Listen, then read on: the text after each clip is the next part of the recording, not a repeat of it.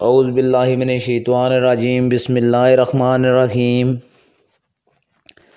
ایک مرتبہ حضرت معاذ بن جبل رسول اللہ صلی اللہ علیہ وآلہ وسلم کے پیچھے سواری پر سوار تھے۔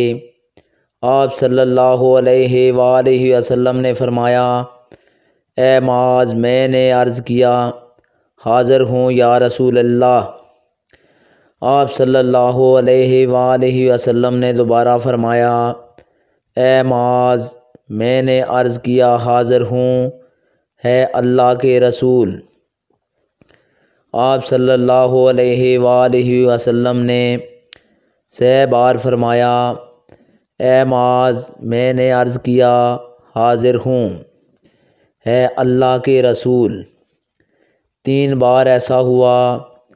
اس کے بعد آپ صلی اللہ علیہ وآلہ وسلم نے فرمایا کہ جو شخص سچے دل سے اس بات کی گواہی دے کہ اللہ کے سوا کوئی معبود نہیں ہے اور محمد صلی اللہ علیہ وآلہ وسلم اللہ کے سچے رسول ہیں، اللہ تعالیٰ اس کو دوزخ کی آگ پر حرام کر دیتا ہے۔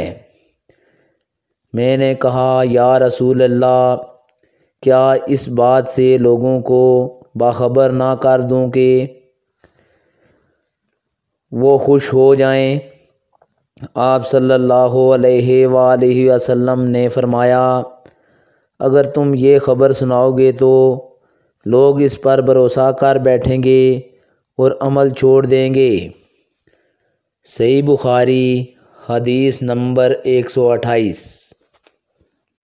رسول کریم صلی اللہ علیہ وآلہ وسلم نے ایک روز معاذ رضی اللہ تعالیٰ عنہ سے فرمایا کہ جو شخص اللہ سے اس کیفیت کے ساتھ ملاقات کرے کہ اس نے اللہ کے ساتھ کسی کو شریک نہ کیا ہو، وہ یقیناً جنت میں داخل ہوگا۔